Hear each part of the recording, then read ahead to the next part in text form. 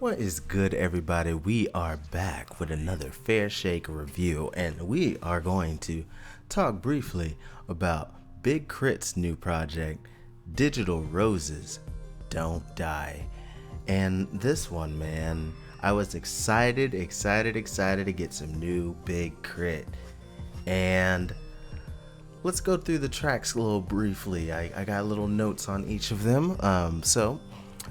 The first track, the Fire Interlude, I thought it was a very solid intro. It really sets off the elemental theme that goes throughout the whole sections of the album, since we go through fire, earth, water, and wind.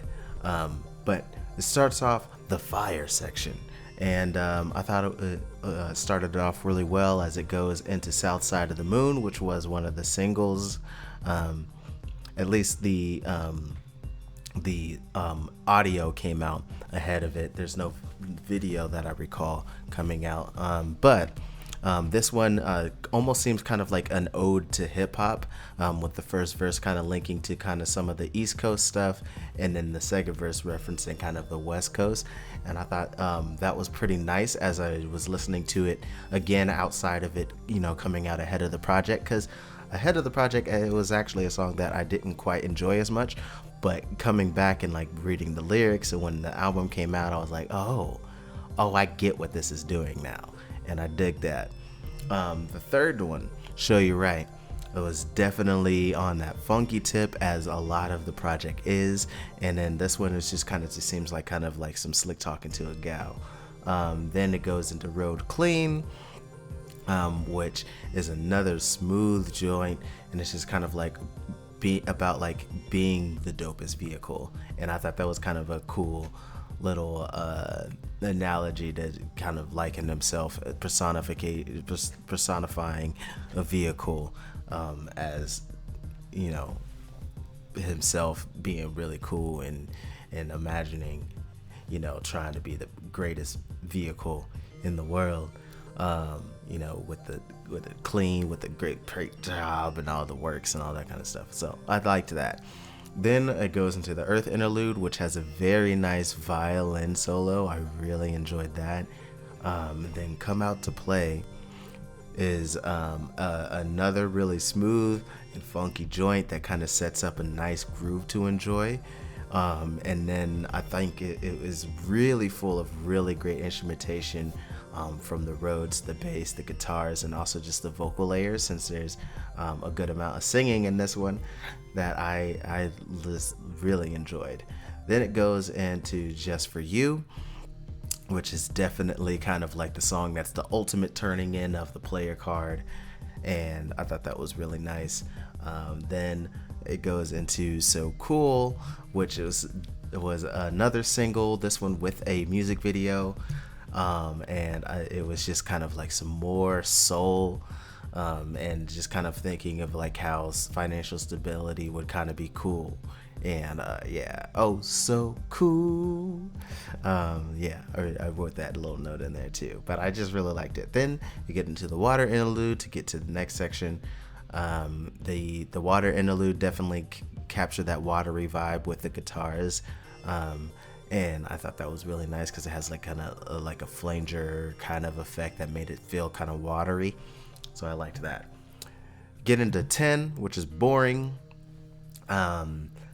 With that one, it's kind of like a really funny presentation of not needing to like flaunt adventures, and just kind of being content with living comfortably.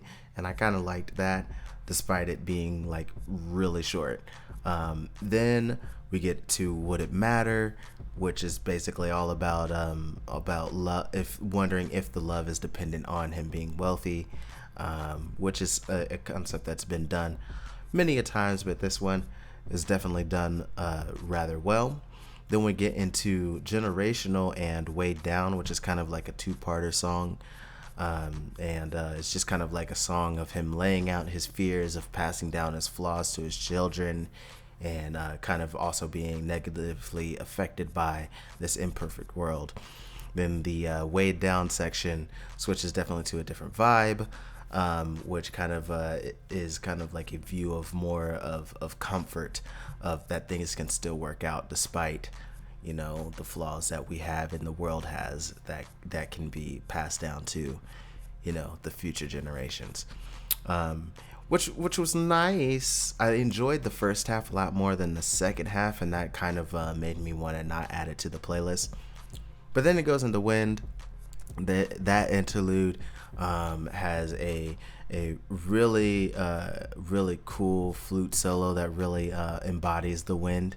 And also, this is the only poem, because each of them also are paired with a poem that kind of shows that there is a need for filters, and this time it's a filter to kind of hide the hurt with a smile, because with each element it talks about being not needing any filter, just letting it be what it needs to be, because digital roses don't die.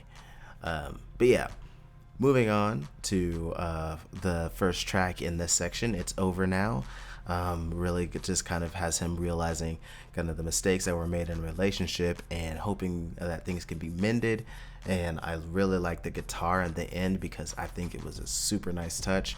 I really enjoyed that.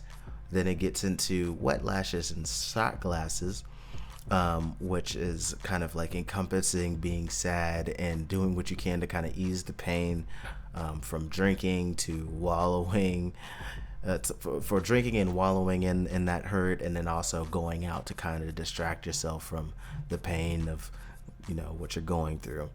Then we get All the Time, which is another song about how dope a car is, but how pointless it is when the one that he loves is out of his life. Then the final track, More Than Roses, definitely sounds like a final dedication of the album to someone that these sincere feelings are hopefully considered as roses to them. Now, overall, I think this was like truly a soulful and funky piece that it was put together by Big K.R.I.T here. But sonically, it was a really cohesive and nice listen. The songs do feel quite short at times, since a lot of these are under 3 minutes. Some even under 2.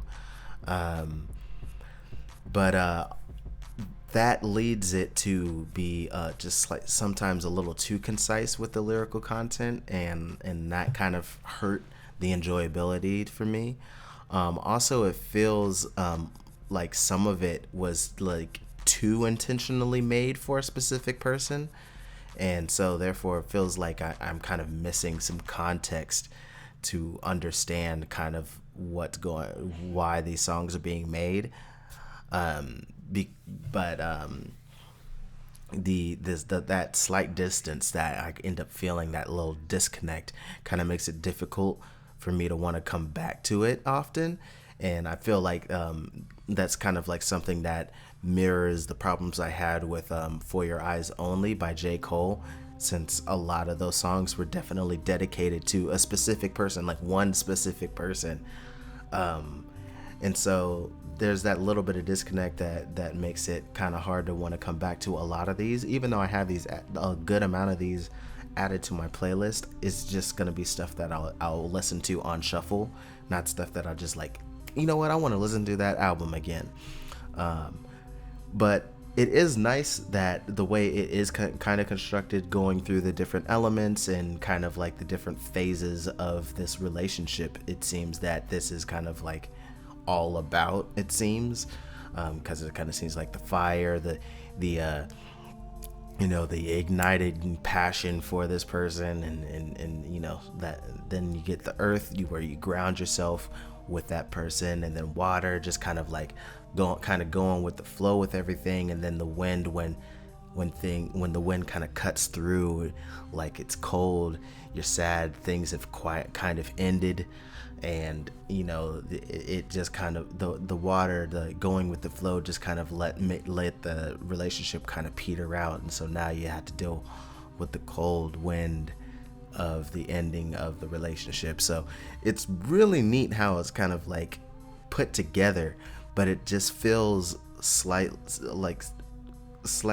too it feels slightly too personal, that like mentioned before, it just feels like I'm missing some context behind some of these, especially since so much of it is so short and truncated almost, it feels. But I love the production on it. A lot of the choices, whether it be him singing or rapping, is really interesting, but just lyrically makes it hard for me to just be like, let's put that on. Let's listen to this whole project. But yeah, those are my thoughts on this project. I'd love to know what you guys think of the new Big K.R.I.T album.